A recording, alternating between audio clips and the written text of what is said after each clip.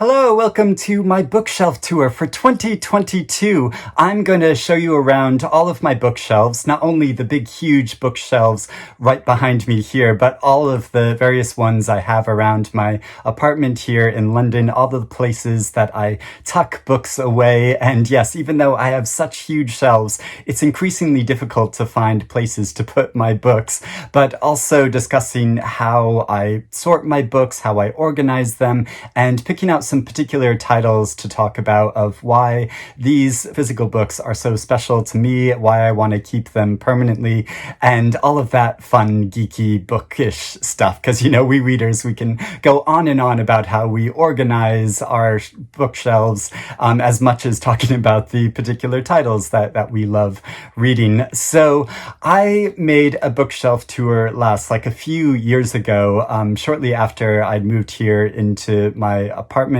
and created these bookshelves behind me because I had these kind of custom built or sort of adapted using IKEA Billy bookshelves, and then had a carpenter come in and customize them and fit them in behind me so that they look like built-in bookshelves, because if you buy built-in bookshelves, it's very, very expensive. So I thought this was kind of a cheap's way of doing it, but it did mean it's slightly constricted how I sort my shelves, because at the tops of the shelves, you can see the spaces are a bit larger, and then on the lower shelves, the spaces are a bit shorter. So it kind of forced me, rather than just alphabetizing all of my books, it forced me to categorize them by hardbacks and large scale paperbacks, putting those on the top shelves, and then on the lower shelves, putting all of my paperbacks there. And so they're alphabetized in two different sections, if that's not too confusing. But nevertheless, I just love having such a big bookshelf. I mean, when I just sit in this room, in this study, where I spend pretty much all of my day working from home at my full-time job, that's separate from all of this bookish stuff I do, I'll just look up at this huge tower of books behind me, and it just makes me smile. It just makes me so happy seeing them there. And because it is such a high shelf, I got a refurbished library ladder, which folds out and which I use to reach the books at the very top of the shelf, which I don't know why us readers have this weird fetish around of library ladders, but I know so many of us do, and I'm so happy having this library ladder that I can use to reach up and get those books at the very top. Now, what books do I actually keep? That's an interesting question, because you may see from my book hauls of books that I buy or get given or that publishers send me, I have new books all of the time. And even though these are huge bookshelves, they can't hold all of the books that I get every single month. So I have to make really difficult decisions about what I keep, what goes. And so I pick out books that I really want to get around to reading at some point, and I'll put those on my shelves. And then other books are ones that I just love so much that I always want to have there and keep in order to refer back to read bits of, or to reread in its entirety, or just know that it's there as kind of a symbol of this is the kind of reader that I am. Some books I want to talk about from these shelves in particular. There's Teaching a Stone to Talk by Annie Dillard, and I have a group of Annie Dillard books which I've had ever since I went to college. I just love her beautiful prose style, the way she describes the environment and the natural world around her, as well as life in general, and this drive towards writing. I think her books are just so gorgeous. I just love them. And the teacher that introduced me to Annie Dillard was another writer called Michael Downing, who was my teacher when I went to college in Boston for a short time. He was my creative writing teacher. He's written a number of novels himself. He was such a wonderful teacher and introduced me to so many inspiring authors that I've continued to read and that have been such an influence on me. There's Underland by Robert McFarland, this wonderful nonfiction fiction book, which is this tour of different parts of the world, subterranean parts that we don't often think about, and what that tells us about our environment and our history as a human civilization, and about time in general. It is such a moving, beautifully written book. There's Love After Love by Ingrid Pursoud, one of my favorite novels that I've read from the past several years. It's so moving and profound how she writes about these characters and about family life, not only the families we're born into, but the families we create for ourselves. It is such a wonderful book, and I was so privileged to be a part of a judging panel during the Costa Book Awards for the first novel category, and we chose this book as our winner, and I'm so glad that we did. It's so amazing. A Brief History of Seven Killings by Marlon James. Staying on the subject of book prizes, several years ago, I was also a judge for the Green Carnation Prize, an LGBT book award, which doesn't continue, but yeah, at the time, this was one of the listed books, and was such an amazing novel. We chose it as our winner, even though it had also just won the Booker Prize, but not a lot of people talk about the queer content that is also in this book, and which is so well done. It's such an epic story, and I was slightly intimidated going into it, but once I got into the story and the points of view of these many different characters, I just fell in love with it. Swing Time by Zadie Smith, a novel which came out several years ago. So I started my book blog about 9 years ago, over 9 years ago now, and so I'd had a couple of years of getting involved in the literary community here in London. And before this novel came out, I was so privileged and lucky that the publisher asked me if I wanted to interview Zadie Smith at a pre-publishing event. So that was the first author interview that I ever did, which was such an amazing thing to Zadie Smith. Also a very scary and intimidating thing to do. I was so nervous, but it went well. She was so lovely, and we had a really interesting and engaging conversation, or at least I thought so. And yeah, this is also such a wonderful story about a woman from London who becomes an assistant to a very famous woman, and also about this assistant's early friendship that broke up under very dramatic circumstances. Now, kind of hidden to the side of these large bookshelves behind me, there are thin shelves, which are sort of partly hidden unless you go to the very end of the room. And so I think of these as my kind of side shelves where I keep a lot of books on my immediate TBR list, or I say that, but actually a lot of these books have been sitting there for quite a while, and I just don't have anywhere else to put them. Also above that, I have a whole group of travel books of places I've gone to and explored, and at the very top, there are some overspill of Joyce Carol Oates books, which don't fit into the Joyce Carol Oates shelves that I have specifically in another room, and I'll get to those in a minute. There's also a single tall shelf in the midst of all of these other bookshelves, which I keep for very large-scale books. So a lot of them are art books. There's a copy of Madonna's Sex, which just had an anniversary recently, I think, as well as a couple copies of SP books, which are so beautiful and special. I've talked about this particular publisher a number of times. They publish facsimiles of manuscript versions of these famous novels. So there's a copy of Mary Shelley's Frankenstein, and you can see her actual handwriting and all the words and phrases and sentences that she crossed out and overwrote. And yeah, it's such a fascinating thing to browse through, especially because I think Frankenstein is such an amazing novel. There's also a manuscript version of The Grapes of Wrath by John Steinbeck, a novel I've still not read. To my shame, it's one of those classic novels I've still not got to, but I want to read it someday, and then look through this manuscript version to see all of his corrections and his handwriting. It's just such a thrill to see an author's actual handwriting. Now, sitting on my lawn built-in desk itself is a whole little group of books. Many of them are books on books, or they're anthologies, or they're poetry collections. So a lot of the Slender books are poetry collections that I've kept. There are also a couple of bookshelves underneath the desk, which are kind of hidden, but which are also built in. And I have a number of anthologies here as well. On the window ledge in front of my desk, I have a whole group of books that Faber published a few years ago. These single short stories by great contemporary authors. And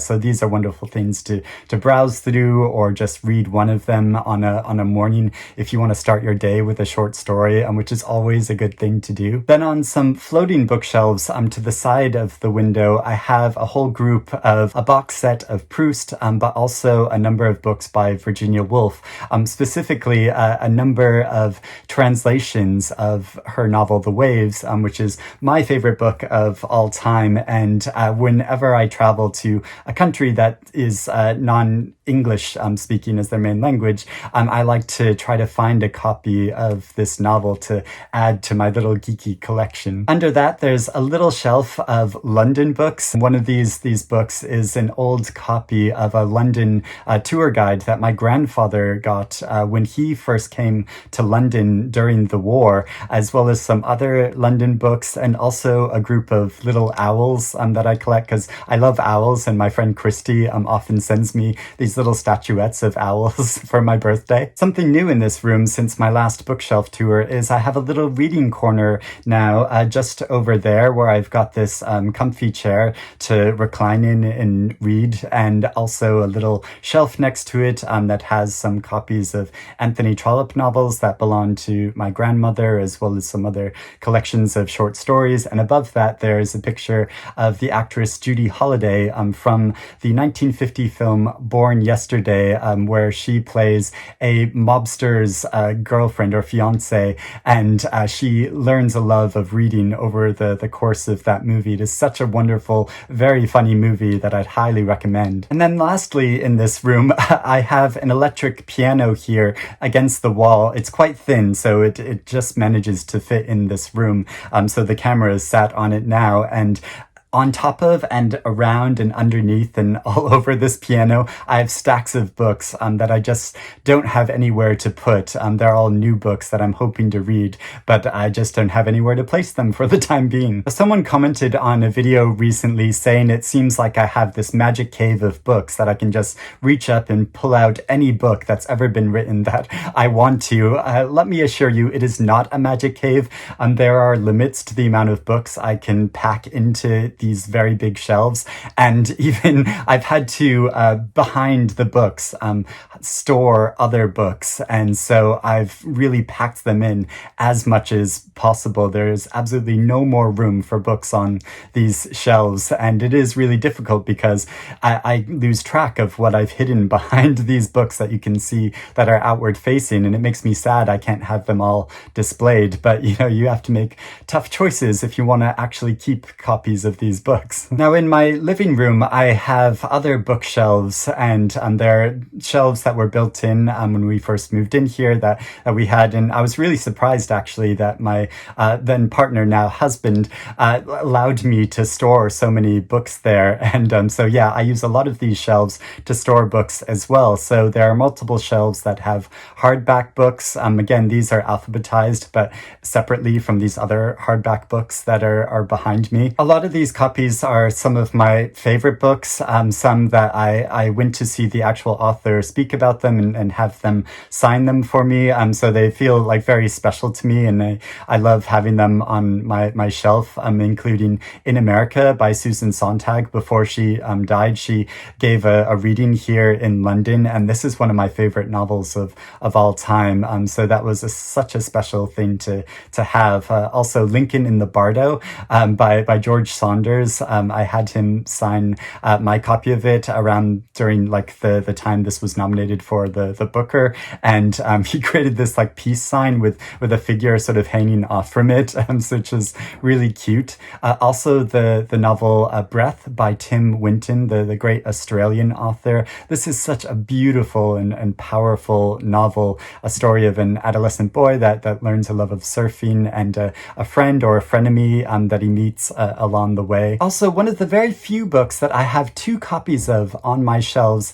is The Tenant of Wildfell Hall by Anne Bronte, this beautiful folio society edition with gorgeous illustrations throughout it. I just had to keep a copy of this special edition, but also I have a vintage paperback of the novel, which I read for Victober a few years ago, and it's such a like fascinating and quite like dark and disturbing novel. There's also a shelf in here that I call my special bookshelf, in that a lot of these books are unique in being special limited editions or having deep personal sentimental value to me. So there's a copy in here of Soul at the White Heat by Joyce Carol Oates, a nonfiction book that the author actually dedicated to me. I was so surprised and amazed when I got a copy of this book to review, and I opened up and saw it was dedicated to me. It was so amazing, and I still am reeling at that. I can never get over that.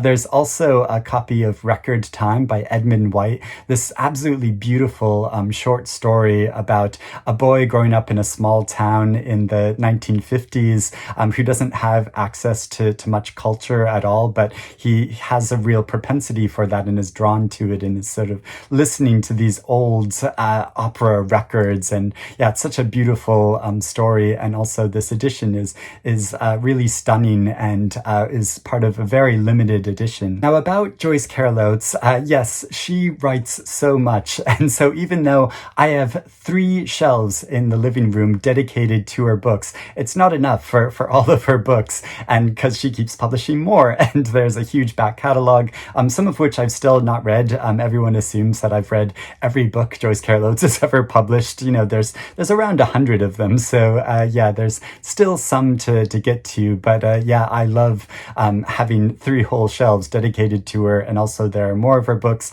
stuffed behind these, and like I said, in here in my library, there's a sort of overspill of books of hers. And one hardback I like to have on this shelf that I made sure to get a copy of was the first edition of her novel Wonderland, because this novel is unique. When it was first published, she decided after the publication that she had got the ending wrong, so she revised it. So for the paperback edition and all future editions of this novel, the ending is actually different from this hardback edition. So it's just really fascinating to compare the differences in them. In our guest bedroom, I lucked out in that there are large built-in shelves in this room as well, and I use one whole big section for books that I've recently acquired. So on these big shelves, there are books that have been published in the past year and last year that I'm still hoping to get to, and that I just need to find time to read at some point before, you know,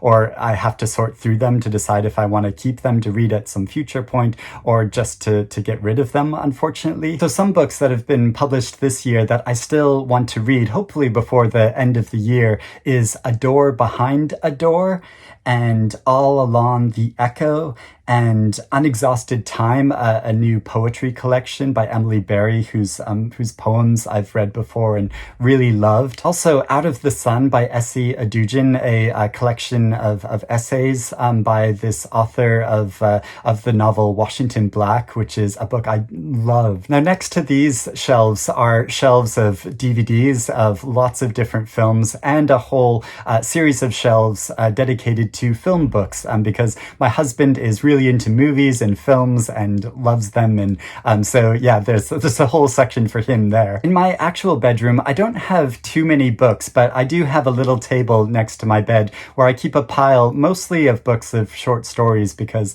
I often like to read to my husband before bedtime, or we read to each other in general. So yeah, I like to have some stories here ready for that. Another new addition in my apartment since my last bookshelf tour is in our bathroom. bathroom. We renovated our bathroom, and we decided to style this bathroom. This is the gayest thing ever, but a while ago, a friend of ours gave us this framed picture of all of the Golden Girls signatures, because I love the Golden Girls, and it has this like blue mounting with a gold frame around it, and so we decided to style our bathroom all around this framed signatures of the Golden Girls, and yeah, it's so silly, but yeah, the bathroom's really gorgeous, but also we have some small shelves on here that is perfect for keeping Fitzcarraldo editions, because they have this like deep blue color to them. They're all uniform, and yeah, they just look really lovely on these shelves and in this room. In my kitchen, I have a whole shelf of cookbooks, because I really love cookbooks, flipping through them and spending a lot of time cooking and baking. I don't do as much of that as I used to do in the past, but I still love looking through these, and I still love being given cookbooks for my birthday or Christmas or other occasions, or buying them for myself and flipping through all these recipes. You know, often I'll only make a few recipes from these different books, or there's always like a few recipes that become kind of your staple recipes, but still I like to have all of them. But again, I've run out of space for any more cookbooks. Finally, out in our garden, we have a garden shed, or as I like to call it, a garden studio. And so in this big space, it's a kind of office space, but also I have some overspill books that I just don't have space for on the shelves, on any of my main shelves, but that I still want to keep and still want to read at some point. I have a shelf there, but also some bags of books that I've kind of hidden and keep in there, even though my husband keeps wanting me to get rid of them. He doesn't like books just sort of lying around or wallowing in bags. He likes them to be on shelves, or I have to get rid of them. So I try to keep as many as I can. I also keep in here some copies of William Golding novels, because the publisher Faber has been reissuing all of his works, and so I've been collecting them all. You know, it turns out he's written a lot more things than Lord of the Flies, and was working for quite a long time, but I'm not familiar with any of his other books. So at some point I'm going to go on a William Golding reading spree, and actually just the other day, literally last week, I was sent 2 new copies of books that they've reprinted by him. So he's one of these authors that, it seems like he keeps bringing out new books, even though, he died quite a while ago, but he was obviously very prolific. So those are all the spaces around my apartment where I keep books. Yes, I tuck them in wherever I can and try to find as much space for them as possible. But as you can see, they are bursting full, and even if I moved to a larger apartment with more shelves, I know I would fill those up quite quickly, and then I would need even more space. So it's a perpetual problem, and I'm always trying to negotiate what books to keep, which to let go of. It's always a really painful process, and if you're a big reader, you know what I'm talking about. And speaking of that, I need to find books for my recently published books, even though they're quite small. But yeah, I need to find a good space to stick them. That sounds quite naughty, doesn't it? Where shall I stick them? But yeah, they're quite small, so I should be able to find somewhere. But if you have any advice on how you negotiate what books you keep, which you get rid of, I would love to hear about it. But I'd also love to hear about how you organize your own bookshelves. And if you have any questions about my own shelves, please let me know. But thank you for joining me on this tour. I hope you're doing well and reading good things, and I will speak to you again soon.